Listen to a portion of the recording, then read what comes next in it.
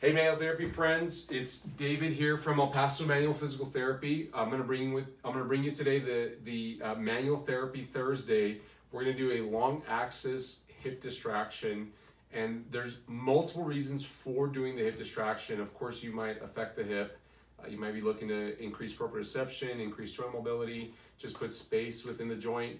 You might be looking to affect the back, but what I love to use it for are knee problems.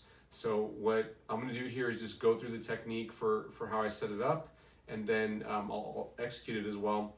And then if you guys have any comments or questions, if this is something that you do and you're having trouble doing it, then let me know. I'm happy to help you.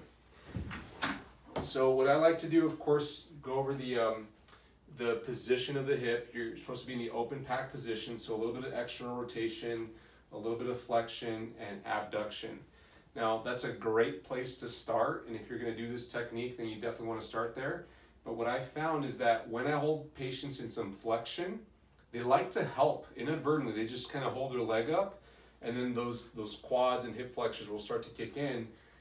But if you put their leg down and try to do the technique from here, as long as you feel like you can take up the tissue slack, then it can be just as effective, and they're not guarding anymore.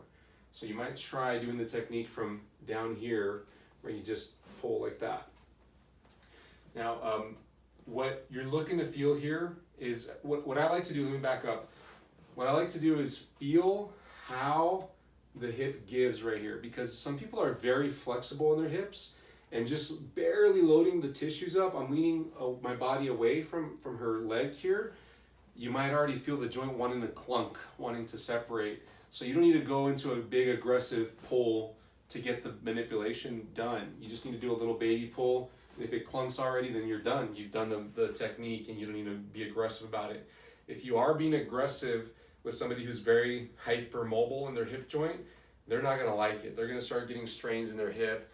They're gonna come back and maybe say their hip is sore. It's not gonna be a positive experience for them. And think about it. If they're already loose, if you barely pull, and you're really pulling hard, because when you barely pull you feel a clunk, you're going to overstretch those tissues. It's going to not be fun for them. So be careful when doing that.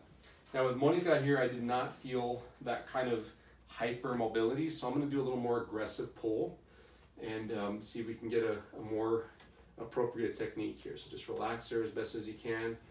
And see, I like to wiggle around just a bit here, feel where the best spot to pull from is, the best angle. And then once I load up, I do some test pulls to make sure that she's not super hypermobile, and then we'll do the quicker pull, just like that. And now, ideally I want the clunk, I want the joint to move, but if we can't get it, even if you've done a few attempts, don't force it. You're just gonna not make the patient too happy. You might need to go to some alternative techniques, do some more hip mobilizations, belted techniques as well. If you have questions about that, I'm happy to answer. So guys, comment, let me know if this is something that you do, if this is something that you use, if you found that it's beneficial or not so much. Maybe there's something that you're not doing right and you want to get cleared up on. I'm happy to help. Have a great day. Bye-bye.